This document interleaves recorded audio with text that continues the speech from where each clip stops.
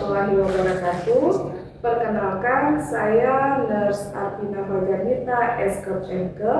Saya merupakan dosen tetap pada jurusan keperawatan Poltekkes Kemenkes Aceh, program studi D3 Keperawatan Aceh Tenggara, dengan nomor induk dosen 0121049102. Dalam kesempatan ini, saya akan memaparkan mata kuliah yang saya ampu dan sesuai dengan keahlian saya, yaitu mata kuliah keperawatan gawat darurat. Mata kuliah ini merupakan mata kuliah wajib yang diberikan kepada mahasiswa-mahasiswi program studi D3 Keperawatan Aceh Tenggara di semester 4 dengan jumlah bobot 2 SKS. Adapun pembelajaran dilakukan sebanyak 16 kali pertemuan yang meliputi 14 kali pertemuan untuk materi dan 2 kali untuk ujian, yaitu ujian tengah semester dan ujian akhir semester.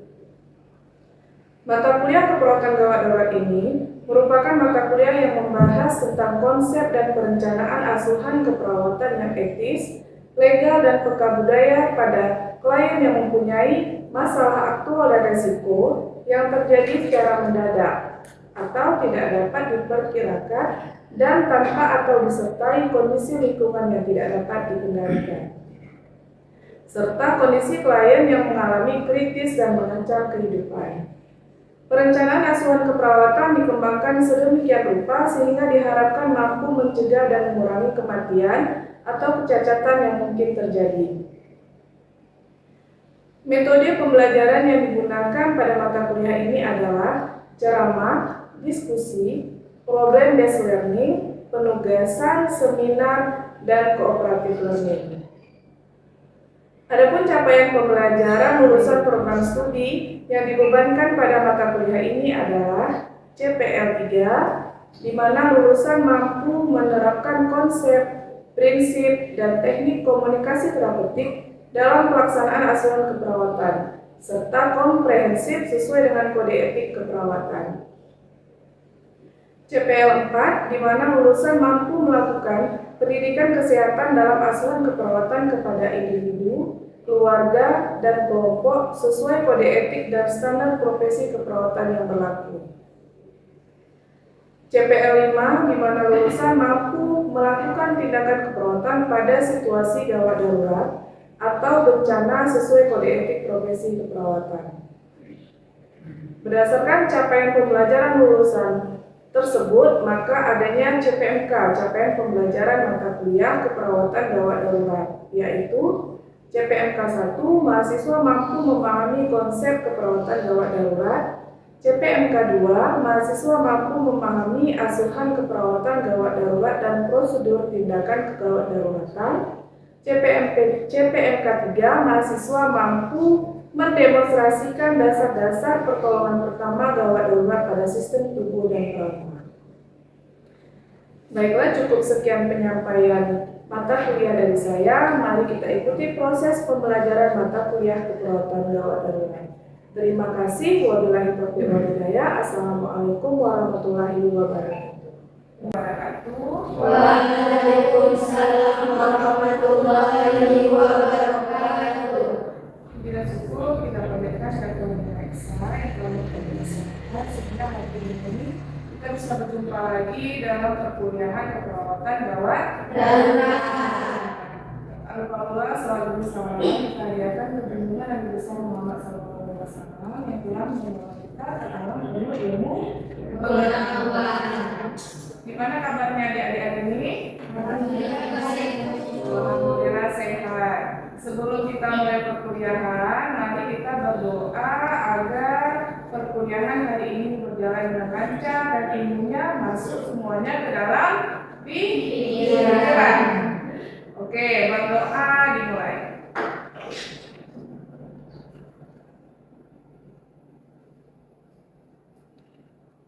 Selesai. Oke, baiklah. Selanjutnya, sebelum Ibu mulai kembali perkuliahan pada pertemuan kedua hari ini, silakan adik-adik isi dulu link absen yang udah Ibu bagikan di grup. Silakan.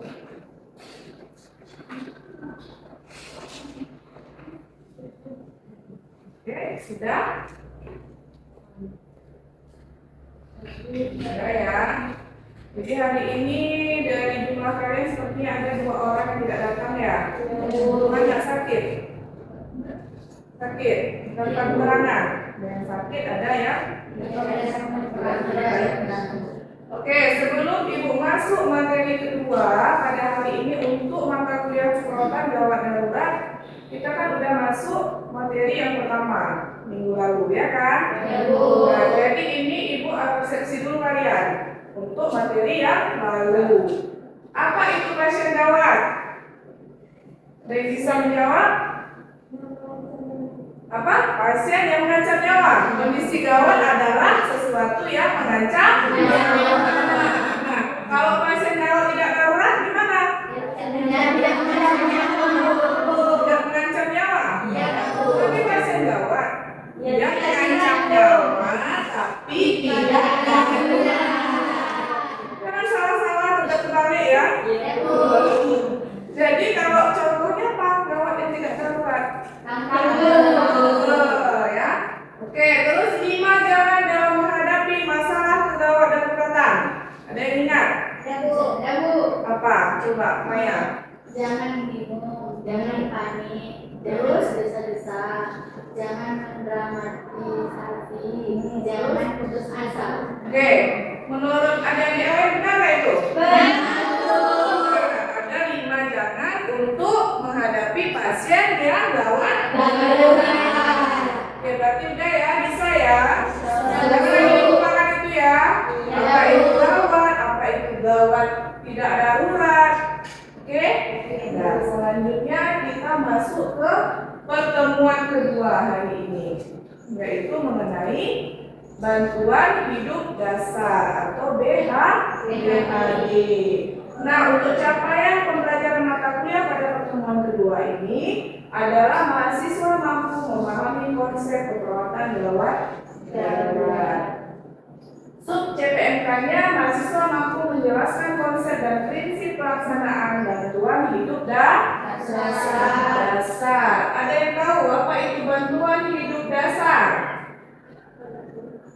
Bantuan berarti kita membantu hidup. Ya hidup kita tahu, kita hidup nggak semua ini? Hidup ya kan? Hidup dasar apa? Berarti yang dasar seperti kita biasanya kita bisa bernapas, berarti kita hidup. Inilah kita sudah hidup dan bernapas. Bantuan hidup dasar berarti kita membantu seseorang itu untuk mengembalikan kesadaran.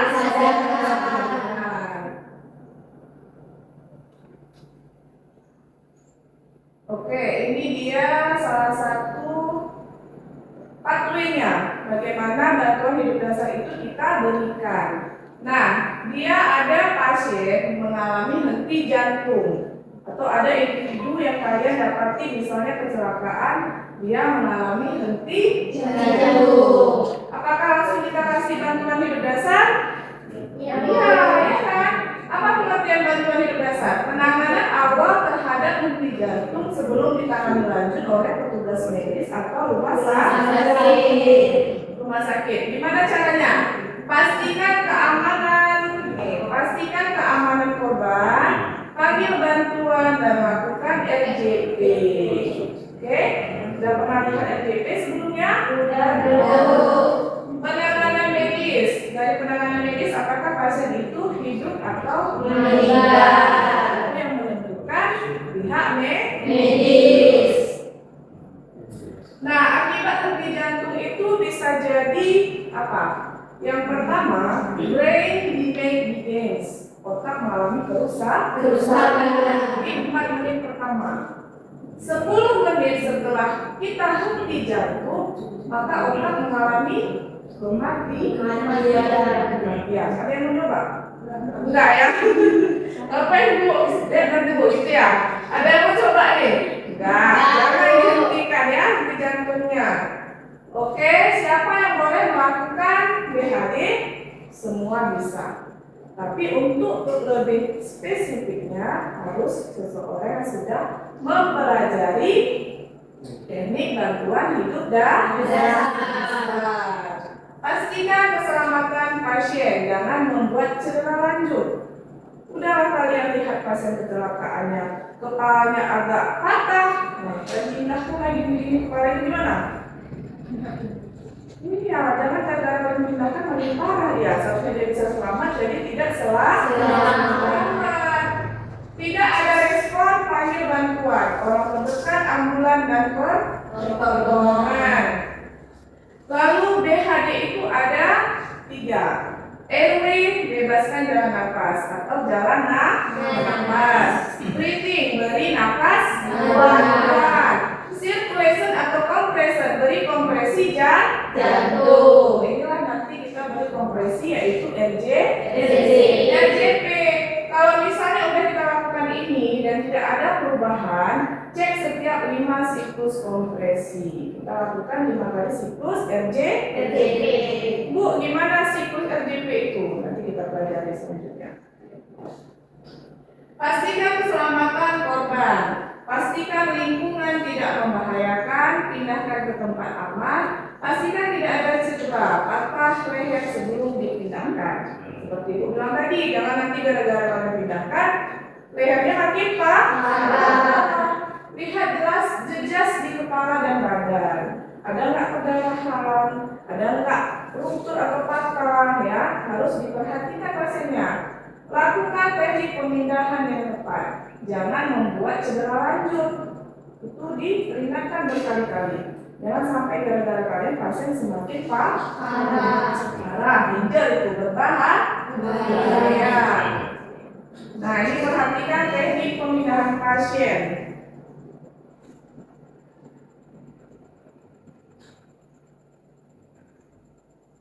Ini posisi kepala ditolong oleh penolong yang pertama ini, bahwa kepala ini diusahakan tetap dia posisinya seperti itu. Nah, penolong yang lain yang mengangkat badan atau tubuh si korban atau pasien.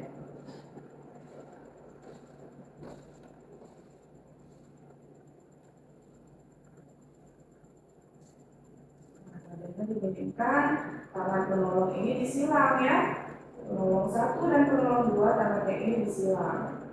Penolong yang keempat memberikan apa? Alat untuk membawa si pasien. Nah, penolong yang pertama ini gimana posisinya?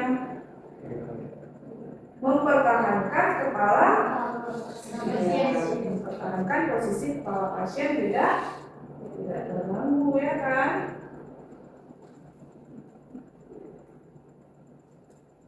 Oke, seperti itulah cara memindahkan pasien. Nah ini dia, tangannya itu bersilang. Nah seperti yang Ibu bilang tadi, ini penolong 1, penolong 2, penolong 3. Tangan penolong 2 dan 3 itu bersilang. Nah tadi ada penolong 4 yang lainnya ya kan. Jadi udah bisa. Jadi kalau sendiri gimana Bu? Jangan coba-coba. Nah pastikan trauma tidak sebelum reposisi. Nah nanti kalau misalnya kalian dapat pasien kecelakaan, kalau misalnya posisinya kalian nggak yakin itu kepalanya kena atau enggak, tulang belakangnya di mana, nah, jangan berani-berani memindahkan. Tunggu aja, telepon aja dahulu ambulan sama pihak rumah sakit ya. Nah kita masuk ke A. A apa tadi? Airway. Airway itu apa? Jalan nafas. Gimana cara melihat jalan nafas? Kita cek, ya kan? Jalan nafas dari mana? Dari hidung dan mulut, ya kan? Cek jalan nafas. Reposisi jalan nafas atau patenkan. Ini dia tekniknya. Head tilt, chin lift, sama jauh keras. Intervensi jalan nafas. Nah ini dia.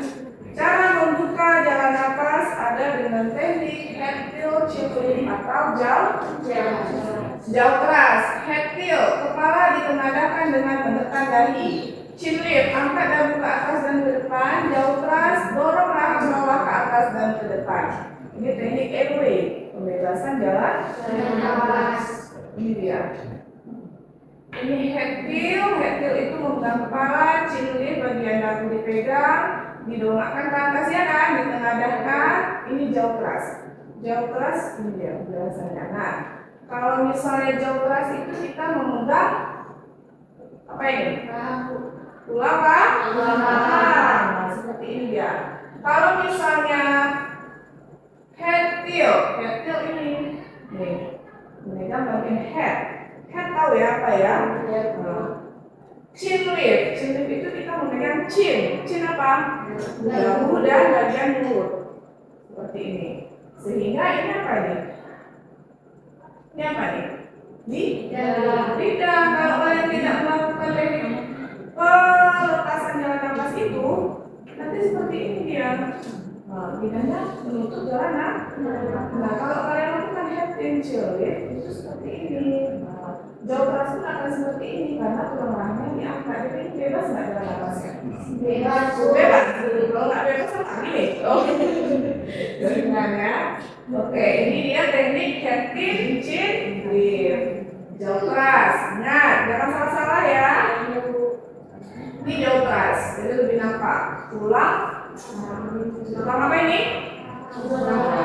Tulang rahang dinaikkan ke atas. Oke, kita masuk ke B.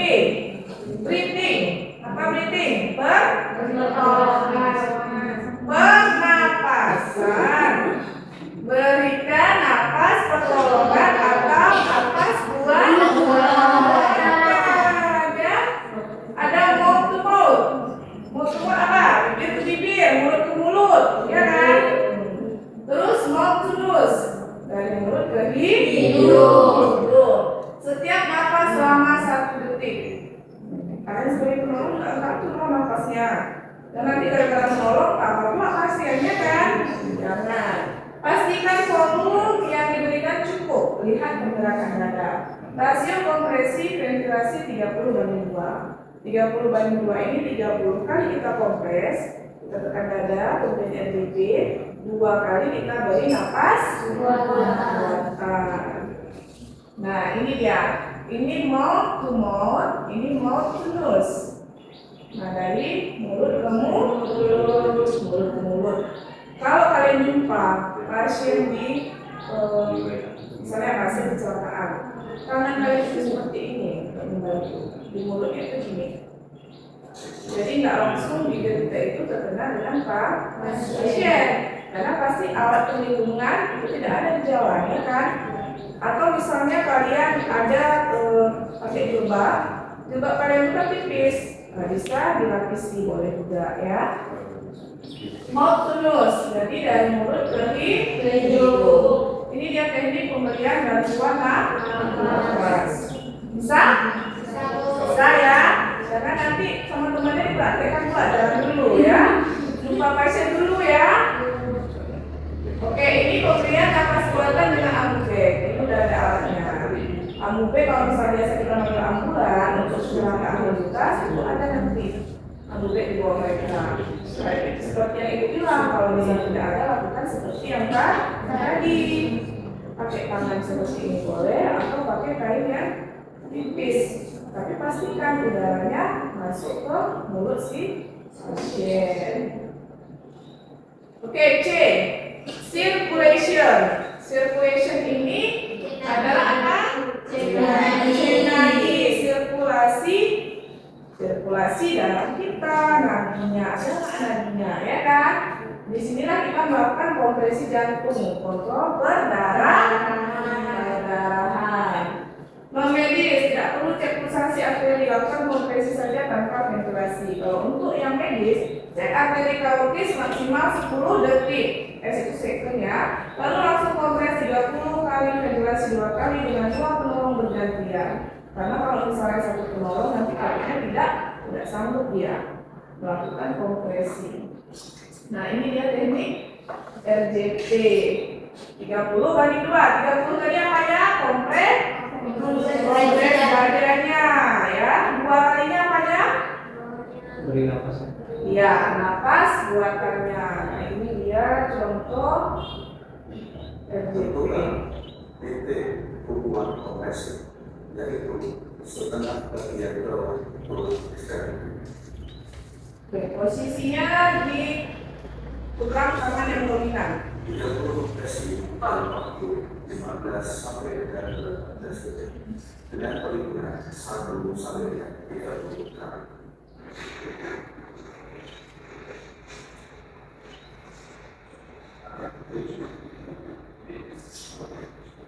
Jadi dia melakukan kompres atau RJP ya. Quality CPR.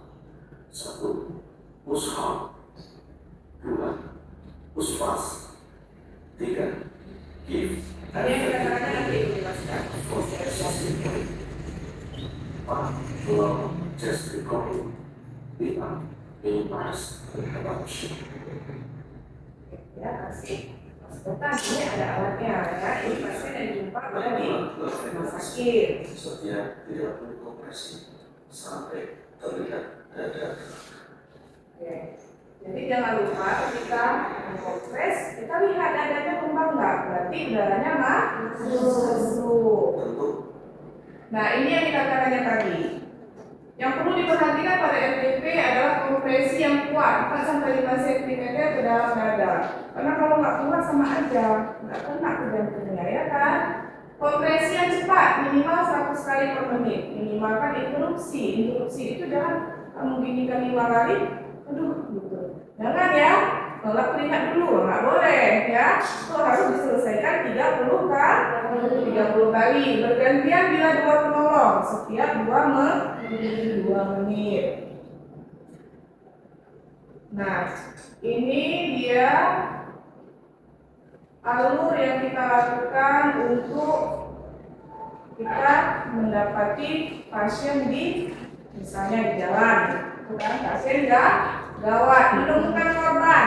Pastikan dulu tidak ada bahaya. Ini kalian menemukan korban di jalan misalnya, kecelakaan, atau di rumah sakit dia dalam kondisi gawat. Kita pastikan tidak ada bahaya. Ketika tidak ada bahaya, orang terdekat kita hubungi orang terdekat untuk menelpon ambulan. Panggil ambulan, panggil pertolongan. Tapi perhatikan tidak apa? Pasien. Ya, itulah di sini. Pastikan tidak ada bahaya.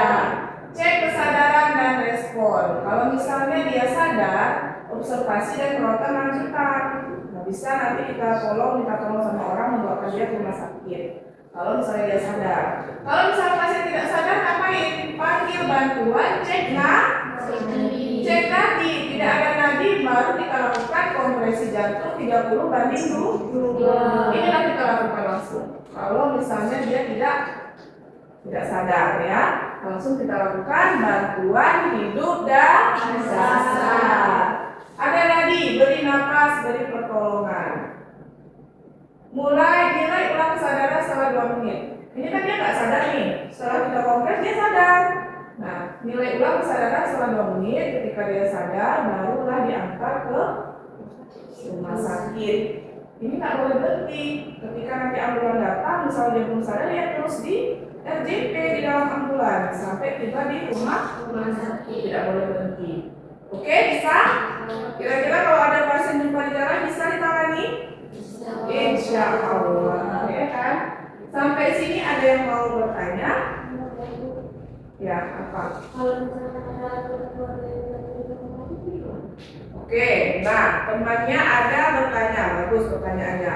Itu adalah kasus yang sering kita jumpai di rumah, ya kan? Kalau misalnya ada anggota keluarga yang jatuh di kamar mandi, menurut kalian gimana? Ada nggak yang selama ini kejadian seperti ini? Ada. Dia makanya bertanya ya. Jadi selama ini kamu tolongnya gimana? Ya karena dia masih sadar harus makan. Ada nggak yang pernah sampai tidak sadar keluarga?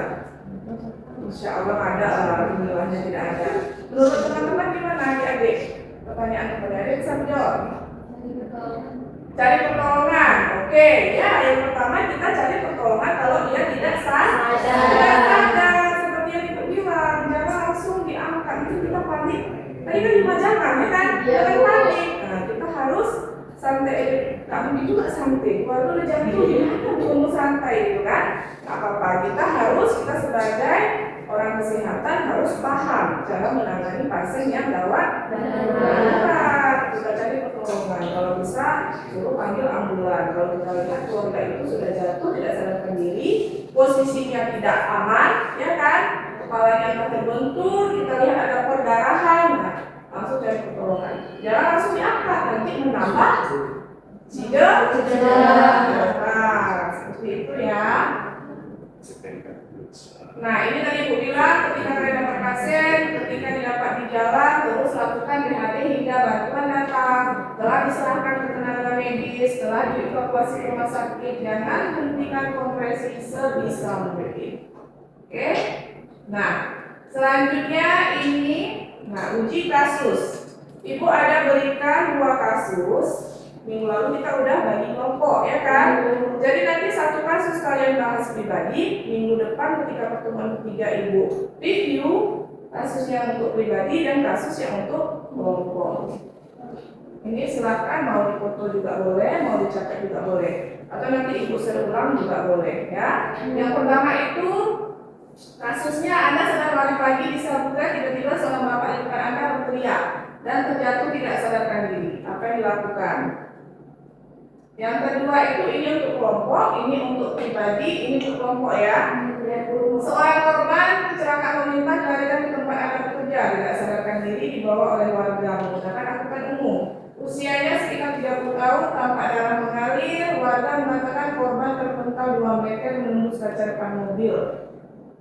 Warga langsung membawa ke klinik terdekat. Apa yang dilakukan? Silakan diskusikan ke kelompok masing-masing. Oke, terima kasih. Ada lagi yang mau bertanya? Tidak ada? Baik, Ibu ulangi dulu sedikit sebelum kita mengulang review minggu depan.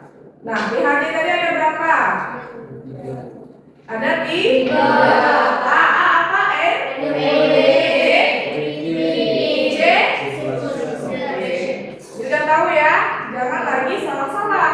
Nanti ketika ada pasien kalian bisa menolong. Oke, baiklah, mungkin cukup sekian hari ini pertemuan kita. Ibu mohon maaf jika ada salah kata atau pelafasan kata yang tidak sesuai. Ibu mohon maaf dan Ibu akhiri. Assalamualaikum warahmatullahi wabarakatuh.